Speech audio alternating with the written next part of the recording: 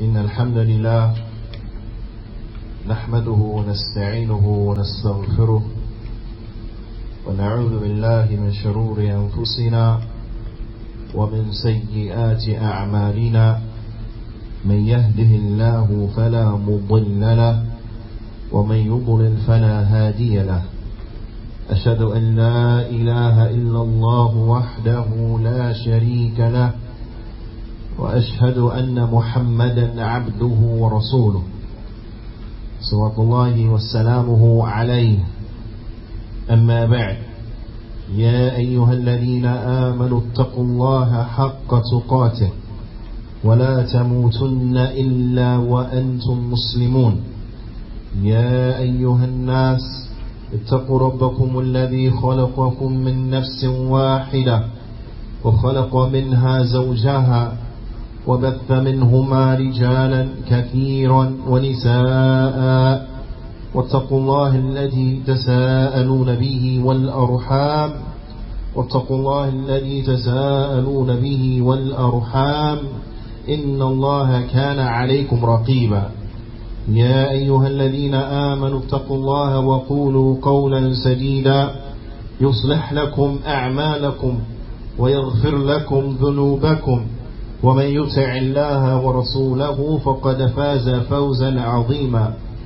أما بعد، فإن أصدق الحديث كتاب الله وأحسن الهدي هدي محمد صلى الله عليه وسلم وشر الأمور محدثاتها وكل محدثة بدعة وكل بدعة ضلالة وكل ضلالة في النار.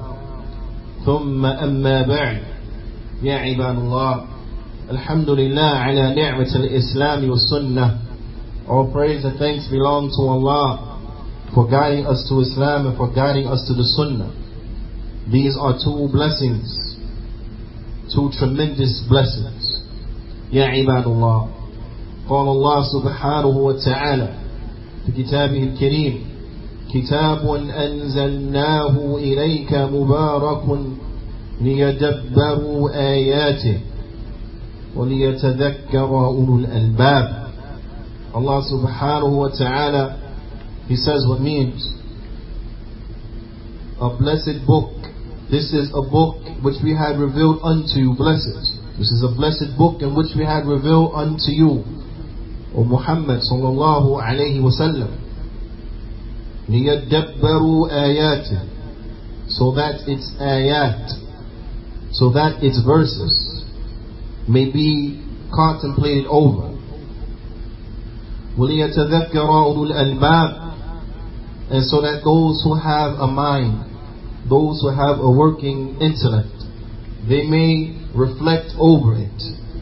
They may reflect over it. يا عباد الله، لا بد من التدبر والتفكر.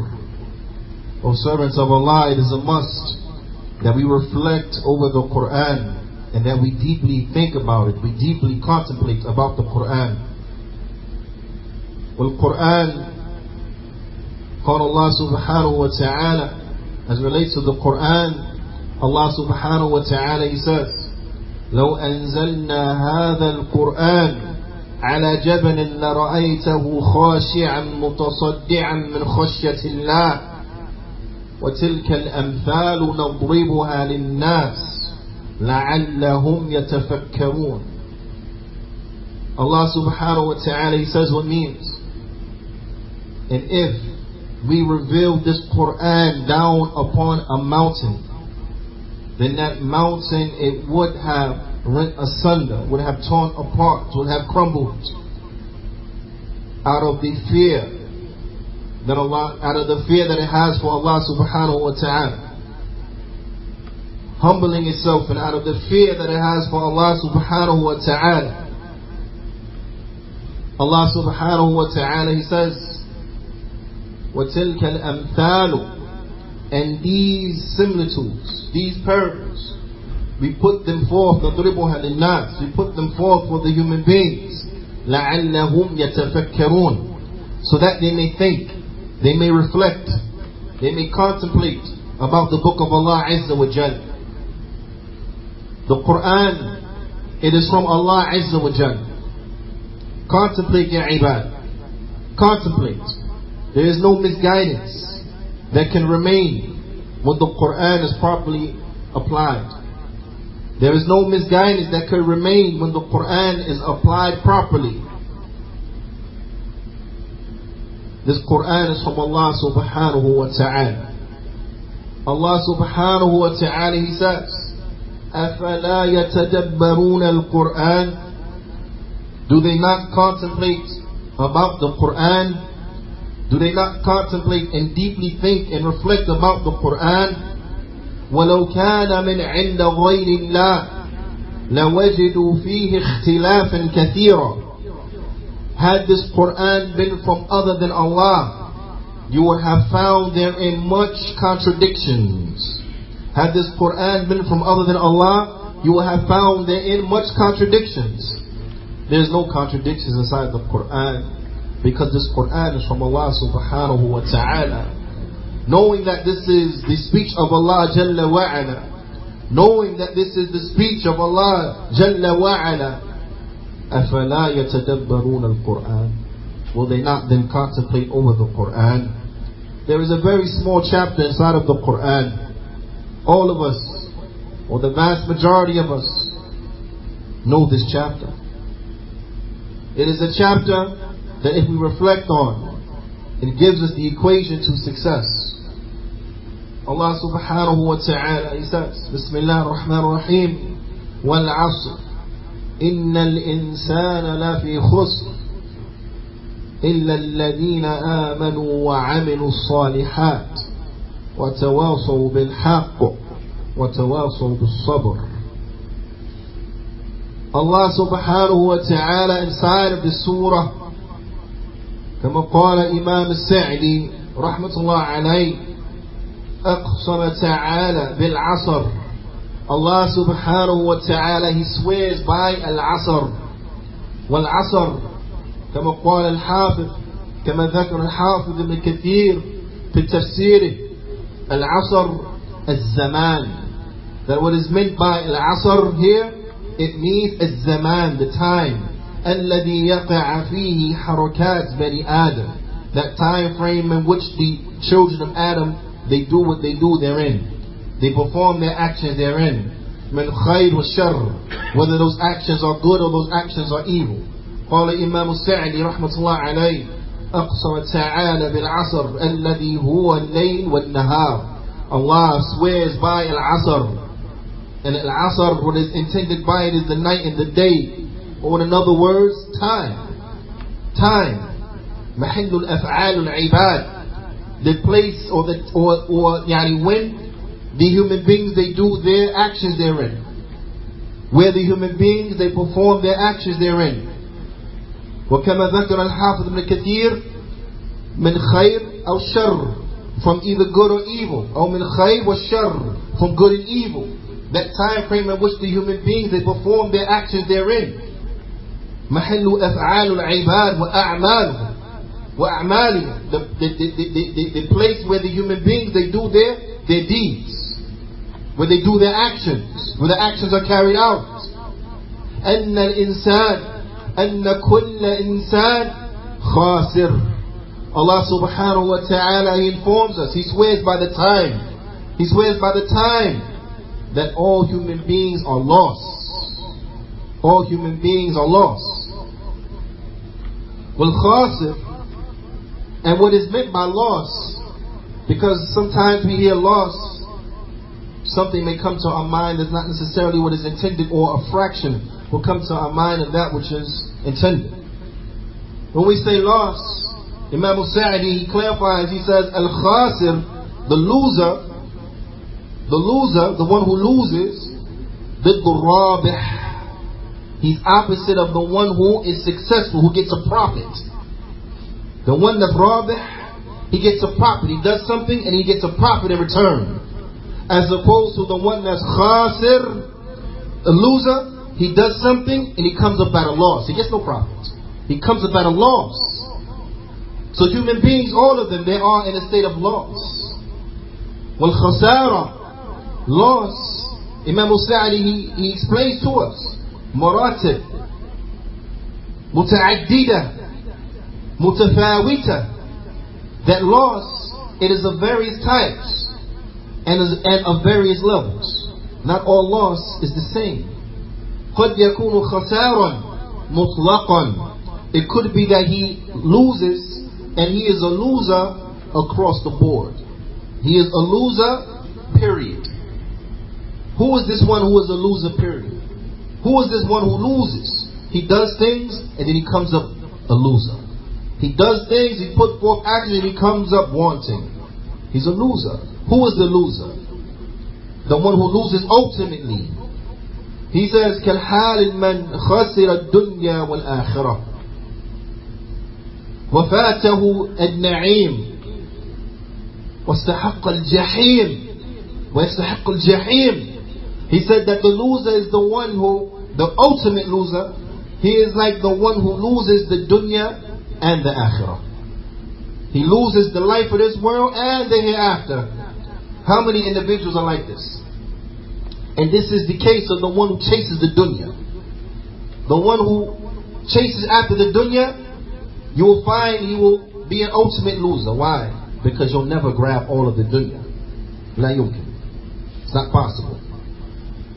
And if you're not striving for the akhirah, if you're not trying to get the akhirah, then you don't get nothing in the akhirah. So you lose on the dunya and you lose out on the akhirah. وَهَذَا الْخُسْرَانُ الْمُبِينُ. And this is the ultimate loss. This is the individual who loses out on al-na'im. He loses out on the Jannah. And it is suitable for him. He is deserving of al-jahim, to go to the fire. This is the one who is the ultimate loser. وَقَدْ يَكُونُ خَاسِرًا مِنْ بَعْدِ الْوُجُوهِ. Or he can be a loser from some angles. He can be a loser from some angles, doing a bow, and not from other angles. وَلِهَذَا عَمَّ اللَّهُ الْخَسَارَ لِكُلِّ إِنسَانٍ. So because of this, Allah subhanahu wa ta'ala, He made the loss, or He informed us that the vast majority of mankind are lost. That all of mankind, they're lost. إِلَّا, except for who? إِلَّا مَنْ اتصف بِأَرْبَعِ صِفَاتٍ. Except for the one who he adorns himself with 4 attributes. The one who adorns himself with 4 characteristics. These individuals are the only individuals who are excluded from being losers. Whereas everyone else, if they are not adorned with these 4 characteristics, no matter what they may have amassed from the dunya, no matter what they have gathered from the dunya, no matter how much money they may have, no matter how many houses they may have, no matter how many vehicles they may have, no matter how many, they are losers because they don't have these 4 characteristics. They are losers because they don't have these 4 characteristics. Ya ibadallah, let us contemplate and let us think and let us reflect on the reality of what Allah subhanahu wa ta'ala, what He has mentioned to us in these first 2 ayat of Surah Al-Asr. Let us contemplate on it. Let us think and let us reflect. And then let us pay extreme attention to the exception to this rule. Let us pay extreme attention to the exception of this rule that human beings are lost. Let us pay attention so that we may adorn ourselves with the characteristics of those human beings who will be successful. So that we may adorn ourselves with the characteristics of those human beings who are the exception to this rule. So that we may adorn ourselves with the characteristics of those human beings who will get the good of this world and the good of the hereafter. هذا أقول قولي هذا وأستغفر الله لي ولكم ولجميع المسلمين فاستغفروا فإنه هو الغفور الرحيم.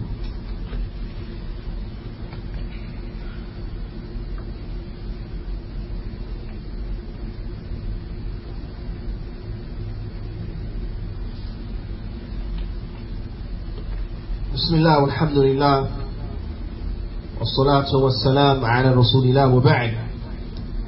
يا عباد الله, the Surah Al-Asr is small. It's small in size. but it is tremendous in its meaning and in its scope. Suratul Asr is a surah that is tremendous. قال Imam al-Shafi'i رحمة الله عليه لو ما أنزل الله حجة على خلقه إلا هذه السورة لكفتهم.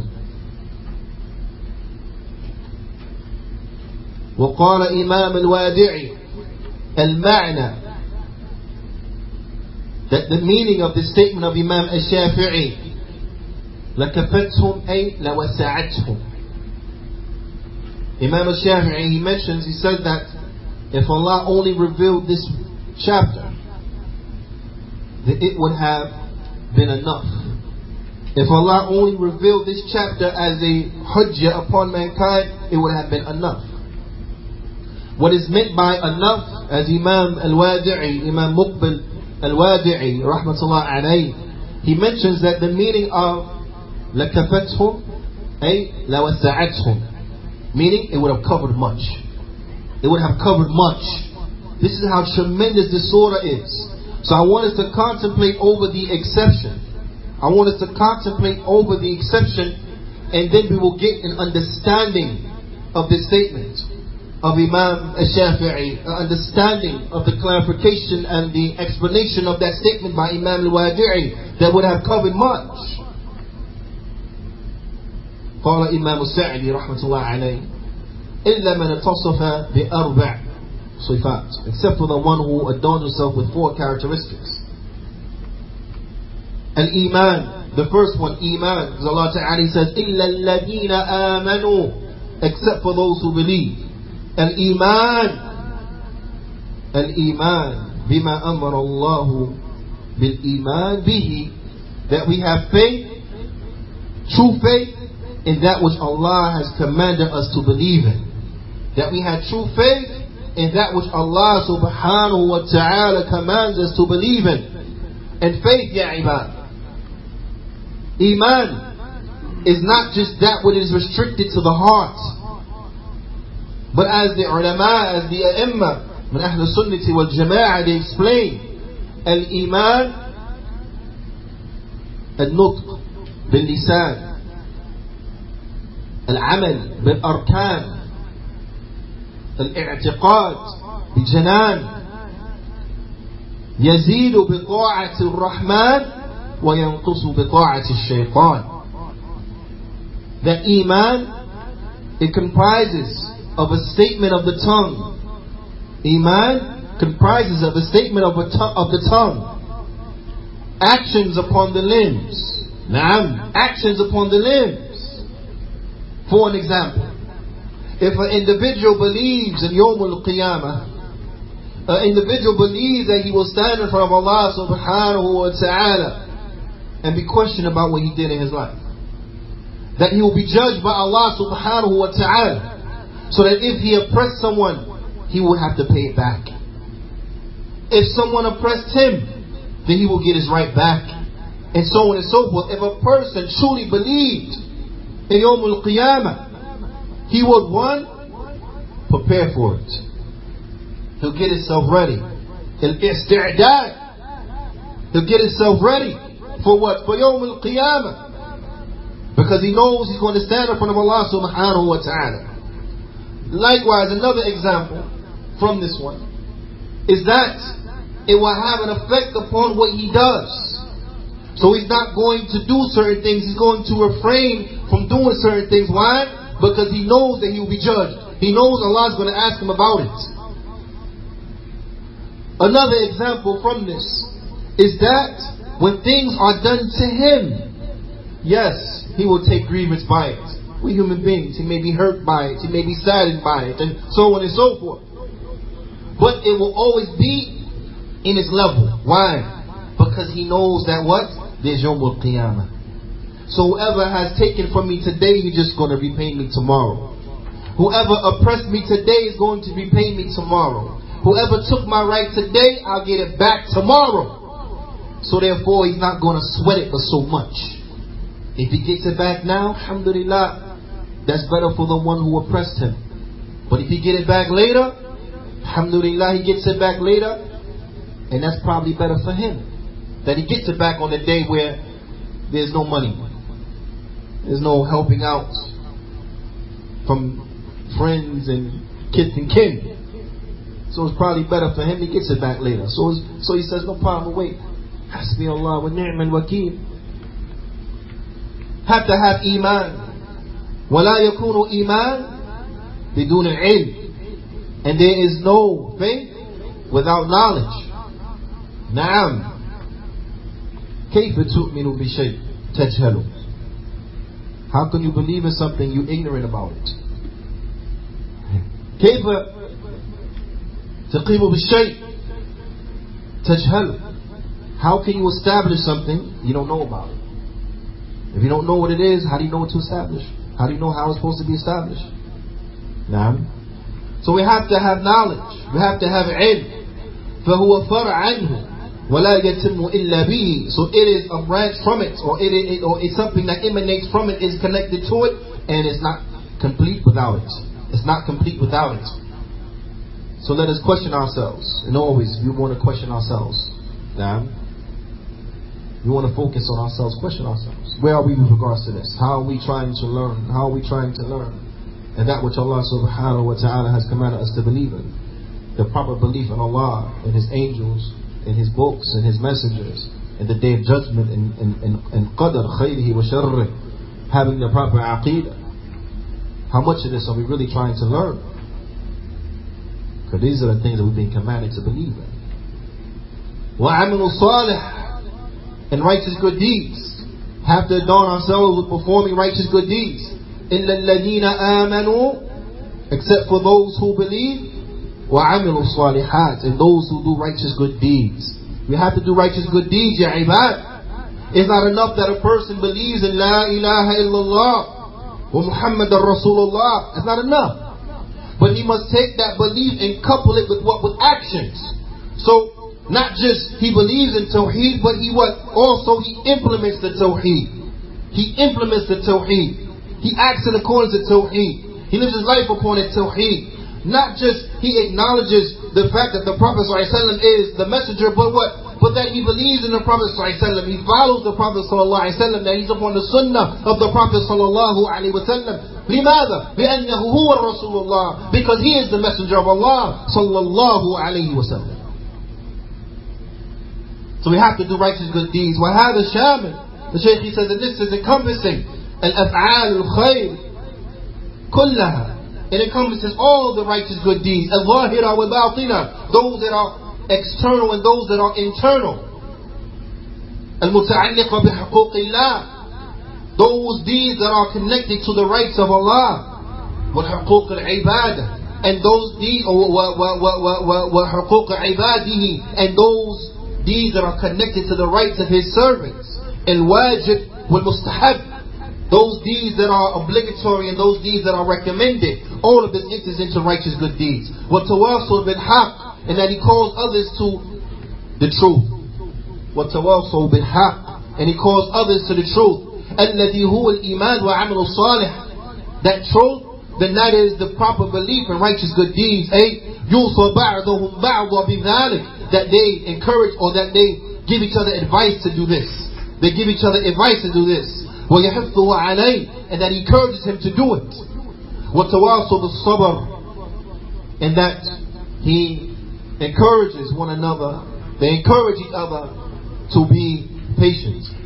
The sabr ala ta'atillah. To be patient upon obedience to Allah. وَعَنْ مَعْصِيَةِ اللَّهِ. And to be patient in staying away from sin and transgression. To be patient in staying away from disobeying Allah subhanahu wa ta'ala. وَعَلَى أَقْدَارِ. And that they're patient upon that which is decreed. They're patient upon that which is decreed. Ya ibad, remember, iman, nutq, bil lisan, statement of the tongue. Amal bil arkan, actions upon the limbs. I'tiqad al-janan, a belief in the heart. Yazidu bi ta'at al-rahman, it goes up when a person obeys Allah. Wa yanqusu bi ta'at al-shaytan, and it goes down when a person obeys the shaytan. So Iman is not lip service, that we just make a statement and that's it. Iman is not being selfish, that we upon guidance, we got it and we don't care about nobody else. But having the true faith, the true way of the Muslim, is that he strives to benefit himself and to benefit others. So Imam al-Sa'di rahmatullah alayhi, he says, وَالْأَمْرَيْنِ الْآخِرَيْنِ, or he says, وَأَمْرَيْنِ الْأَوَّلَيْنِ, and the two affairs that are mentioned, having faith, having true faith, true belief, and righteous good deeds, by way of which an individual, he will complete himself. This benefits the individual himself. وَالْأَمْرَيْنِ الْآخِرَيْنِ, and with the two last ones, the two last things that are mentioned, يَكْمُلُ غَيْرُ, then he would complete other than himself. يَكْمُلُ غَيْرُ, he will complete other than himself.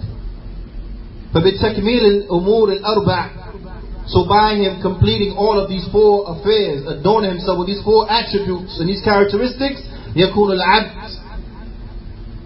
this individual, this slave, قَدْ سَلِمَ مِنَ الْخُسْرَانِ, he would be safe and free from loss.